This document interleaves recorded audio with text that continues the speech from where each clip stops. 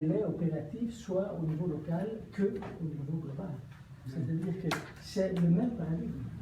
On ne peut pas changer d'échelle pour s'imaginer que ça va changer quelque chose au niveau de la qualité de notre relation. Parce que le grand problème, c'est la souveraineté par rapport à l'espace. Comme on a perdu une souveraineté pour les raisons que tu as dit, mais nous avons aussi perdu la souveraineté par rapport au petit espace, à l'espace, comme vous l'avez décrit, local dont on vit. Ce qui s'est reproduit à ce niveau, c'est exactement la même logique que se produit au niveau global. C'est-à-dire privatisation de la richesse. J'habite dans une villa magnifique. Ce qui se passe autour, il faut qu'il y ait d'autres villas comme la mienne, que je suis tranquille, et socialisation de la misère. Et cette règle, disons, qui a à voir avec ce qu'il a dit, elle se reproduit à tous les échelles. Donc de penser que, c'est vrai que c'est beaucoup plus difficile de s'identifier avec l'ambiance qu'avec le quartier. Parce que Franco nous l'a dit hier, les philosophes peuvent s'identifier avec l'UDSM, pas les citoyens, pas les communs mortels. Donc ça c'est juste de dire, c'est beaucoup plus facile de s'identifier, mais à la fin, vu le paradigme, je m'identifie avec le privé. Je veux que ma maison soit comme ça, je veux que mon quartier soit comme ça. Et là, alors, oui, on fait un peu comme la Grèce, c'est-à-dire on essaye, mais c'est l'argent qui permet, les loyers qui permettent d'avoir ces trucs que, dans l'Antiquité, permettaient d'interdire l'espace de la gloire. Aujourd'hui, c'est les loyers. Combien ça coûte un loyer? Je suis tranquille que mon ambiance est protégée.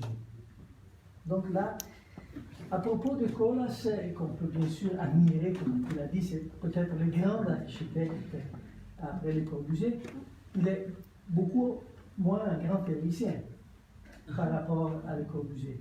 Car je crois que beaucoup des équivoques, fait le contexte, mais aussi cette idée qu'au fond, il est toujours très provocant, c'est clair. Mais il y a derrière aussi une très mauvaise interprétation de l'œuvre de Deleuze.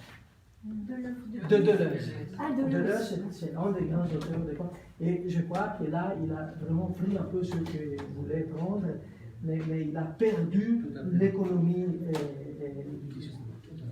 Après, la question magnifique que vous avez posée, que je sais que c'est aussi au cœur des préoccupations de Panos Mantzoukas, on a eu le traité, on a eu le manifeste, on a aujourd'hui un cynisme ou un idéalisme un peu faible, les deux. Je crois que le problème, ça dépend du fait que le traité avait été traversé par une politique. C'est-à-dire, le traité, le contexte du traité, c'était bien ou mal une grande politique. Le contexte du manifeste, bien ou mal, c'était une grande politique. Aujourd'hui, nous avons la politique de la non-politique. La petite politique. Non, pire, la politique de la non-politique. Et la politique de la non-politique ne permet pas rien d'autre que le cynisme ou un utopisme un peu ingénieux. Et là, je vois un grand problème, parce qu'il y a un retour au local qui peut être vertueuse et qui est maudit, comme c'est vu qu'on connaît très bien les fascismes contemporains.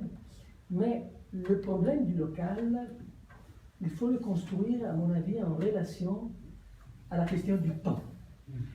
C'est-à-dire, nous vivons dans une époque, on l'a dit, on a parlé de ça, où l'évolution, le progrès a été colonisé par l'idée d'innovation.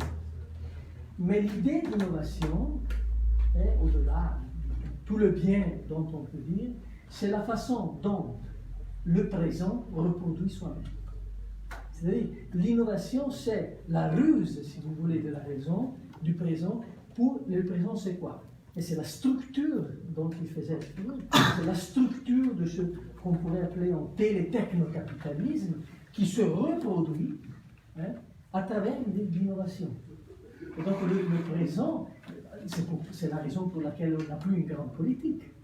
Parce qu'une grande politique nécessite de l'idée du futur. Mais si l'idée du futur a été colonisée par l'idée d'innovation, nous avons ce présent de la structure économique, le marché tel et tel le capitalisme, qui reproduit. Et donc, si on n'a plus le temps, on peut encore avoir le local, parce que le local, c'est la figure spéculaire, spatiale du présent.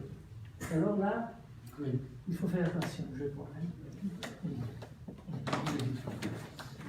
Oui, tout à fait. Je vais répondre. J'aurais voulu amener un éclairage assez intéressant. Parce que à Genève, donc, où notre fondation est active, nous avons fait il y a 3 ans maintenant, un colloque qui s'appelait Les sols des villes. Les sols comme ressources et comme projet.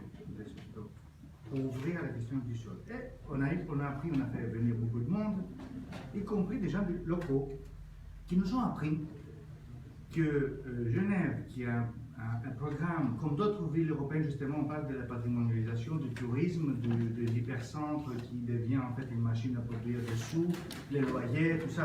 Tout est, vous voyez, il y a des rapports qui se prennent.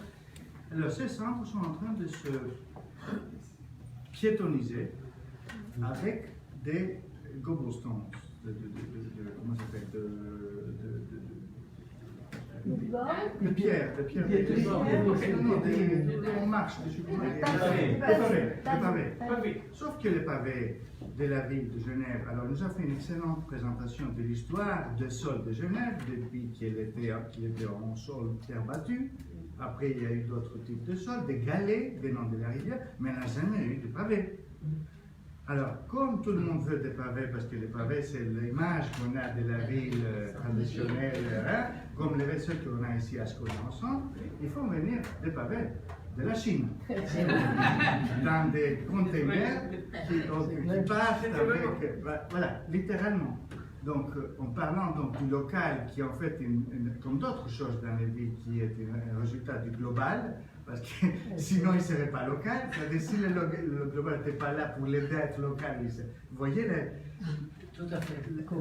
L'absurdité. Et tu me fais penser à ce qu'a dit Alison Smith, qui était une architecte du Tintel, à l'année 50. On lui a dit, mais pourquoi il y avait un projet en Afrique et, les gens du Tintel se rassemblaient comme ça dans un petit comité, ils présentaient leur projet. C'était pas Jean, le Corbusier, hein, qui faisait le show. Non, ils étaient entre eux et ils parlaient de leur projet. Et elle avait un projet en Afrique et elle a mis du béton. Elle l'a construit avec du béton, le projet. On lui dit, mais tu es en Afrique quand même, c'est l'architecture de terre, les deux bons. En même temps, les mêmes gens, ils étaient fascinés par l'anthropologie. Hein, et il dit, ça coûte plus cher de construire avec de la terre ici, où est le pays de la terre, que d'apporter du béton de la Grèce. Le béton venait de la Grèce. C'est ça la contradiction. La contradiction, c'est que, pareil pour le pavé qui vient de Chine, en France, ça se passe la même chose. C'est seulement les riches qui peuvent mettre des pavés dans leur pelouse pour marcher. Et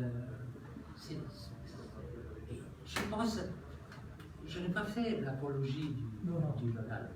Tu l'as compris. Tu l'as bien compris.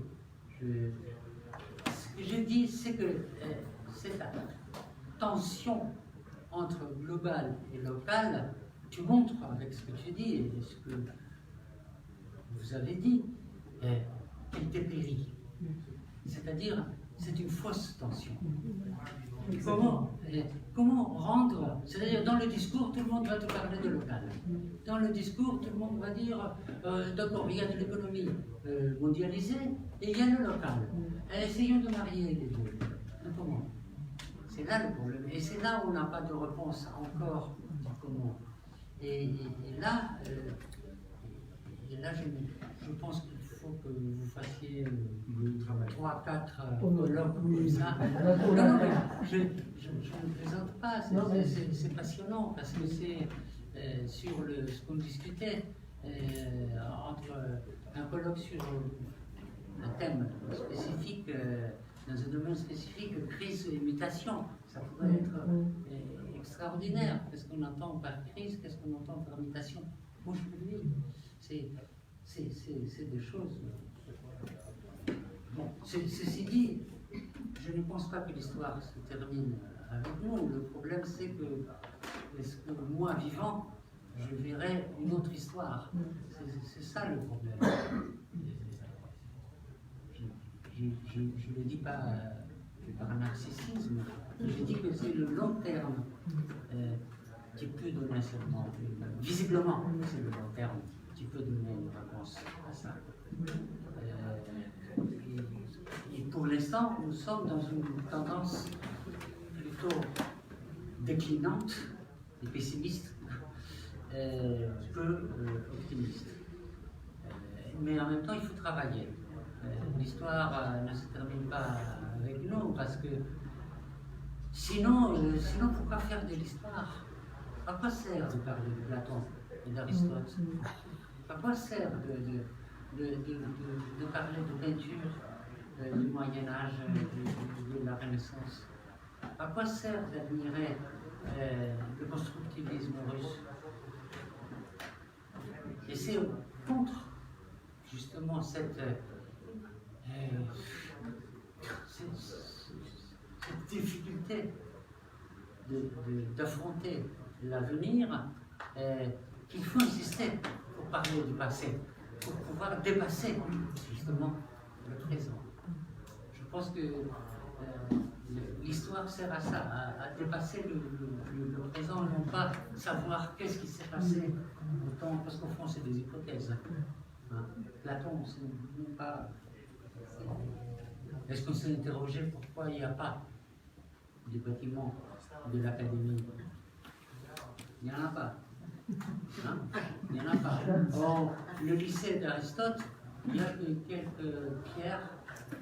On sait l'endroit précis grâce à Pausanias. Et quand on va, on regarde, ah, on a trouvé le lycée. Quand je suis allé, ça ici, il s'est passé il y a 15 ans. On a trouvé le lycée. On n'a trouvé rien du tout. On a trouvé 3 pierres. Bon, ça signifie qu'il n'y avait pas un attachement particulier à l'architecture. L'étude du passé, c'est pour dépasser le présent. Ben, écoutez, je pense qu'avec tout ça, on peut remercier un ministre.